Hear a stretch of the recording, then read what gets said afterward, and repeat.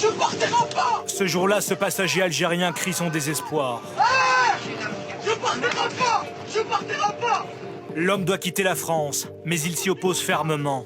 Scène symbole de la difficulté d'appliquer les éloignements forcés, qui depuis 10 ans n'ont jamais été aussi élevés.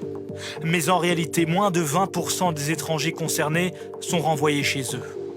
Pourquoi un chiffre si bas? Comment fonctionnent les reconduites à la frontière? Avec quels obstacles opérationnels, juridiques et diplomatiques? Plongé au cœur de la politique d'expulsion à la française. Ce matin-là, à Roissy-Charles de Gaulle, ce Sud-Américain passe ses dernières heures en France.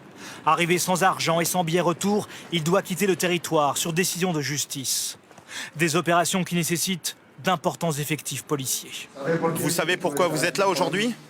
Pour que vous m'expulsiez? Oui, aujourd'hui vous rentrez chez vous avec 2 policiers français. D'accord? Pas de problème? Vous restez tranquille? Dans cette salle d'embarquement, des Maliens, des Afghans, des Tunisiens. Tous ont le choix, être escortés jusqu'à l'avion et voyager seuls. Et pour les 30% qui refusent, être escortés pendant tout le voyage par 2 fonctionnaires de la police aux frontières. Là, vous vérifiez quoi exactement dans les chaussures, par exemple? Des lames. Des lames de rasoir? Des lames de rasoir. Parce qu'ils en font quoi, généralement? Les avaler ou s'ouvrir avec. Ou nous blesser. Ce Sud-Américain de 29 ans a déjà refusé 2 fois d'embarquer.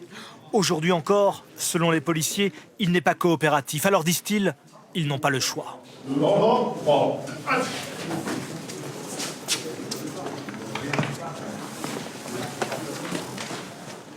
Ses bras et ses jambes sont entièrement entravés. Pour éviter qu'il ne se rebelle et qu'il ne se blesse, ou qu'il blesse les fonctionnaires ou les passagers.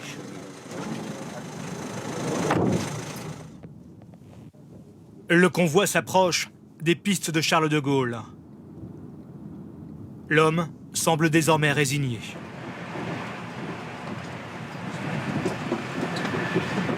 Entouré d'une dizaine de policiers, avec l'accord du pilote et avant que les passagers n'arrivent à bord, le Sud-Américain est embarqué de force.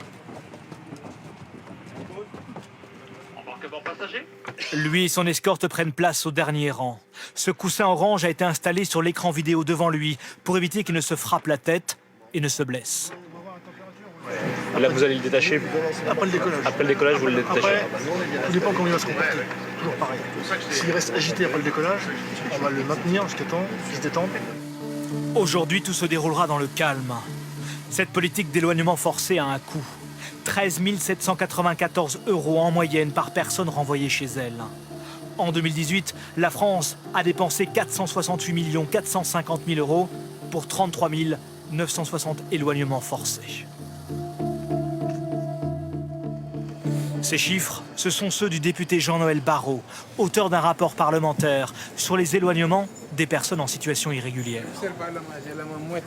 Et vous êtes originaire de quel pays? Les archipels Cap-Vert, les îles Cap-Vert. Cap-Vert, d'accord. Après avoir visité plusieurs centres de rétention administrative, il a souligné les obstacles au quotidien liés aux éloignements forcés. Il y a dans 2000 cas une absence de vol ou une absence de place sur le vol, donc des tensions liées à l'organisation des vols en eux-mêmes. Et puis pour un millier de cas environ, l'incapacité des personnels de la PAF qui sont sursollicités d'organiser une escorte le jour dit pour accompagner la personne jusqu'à l'aéroport. Mais le député souligne aussi les failles diplomatiques qui rendent souvent impossibles les éloignements forcés. Pour les renvoyer, il faut obtenir un laissez-passer consulaire délivré par leur pays d'origine. Nous sommes à l'ambassade d'Albanie. Chaque mois, à la demande des préfectures, le consul signe une centaine de ces laissez-passer, un formulaire à signer, pour que les Albanais qui doivent quitter la France puissent le faire. L'Albanie est considérée comme une bonne élève par la France, mais d'autres pays traînent les pieds pour récupérer leurs ressortissants. Le Maroc, l'Algérie, la Tunisie, le Mali, le Sénégal, la Côte d'Ivoire et la Guinée. Le président de la République en a pourtant fait un combat diplomatique, avec des mesures de rétorsion. J'ai nommé un ambassadeur en charge de l'immigration et des négociations avec les pays. Et j'ai dit à tous les pays, je ne délivre plus de visas. Une menace en partie entendue. En 2 ans, le taux de délivrance des laissez-passer consulaires est ainsi passé de 36% à 58%. Outre ces freins diplomatiques, il y a aussi les erreurs de procédure. Maître Navy est spécialiste du droit des étrangers à Lille. Il traque les vices de procédure dans les obligations de quitter le territoire français pour les faire annuler. Bonjour monsieur, vous me suivez? Aujourd'hui, il défend ce jeune homme albanais, mais aussi un Moldave et 2 Irakiens en procédure d'éloignement. Et après 2 heures d'audience, la juge annule les reconduites du Moldave et de l'Albanais. Pour l'un des dossiers, le préfet avait considéré que l'étranger n'avait pas demandé de titre de séjour alors qu'on pouvait prouver qu'une demande avait été faite par recommandé. Le préfet aurait dû en parler éventuellement pour la rejeter, mais il ne l'a pas fait. Et pour le deuxième dossier, le préfet a transmis comme document un justificatif qui concernait un autre étranger. Une erreur dans les papiers, une irrégularité de procédure, et donc le juge a annulé la décision. En moyenne, selon les avocats contactés, la justice annule près de 20% des reconduites. Arrivés aux mains de la police, avec une obligation de quitter la France, Bonne chance. les 2 jeunes hommes repartent libres dans les rues de Lille.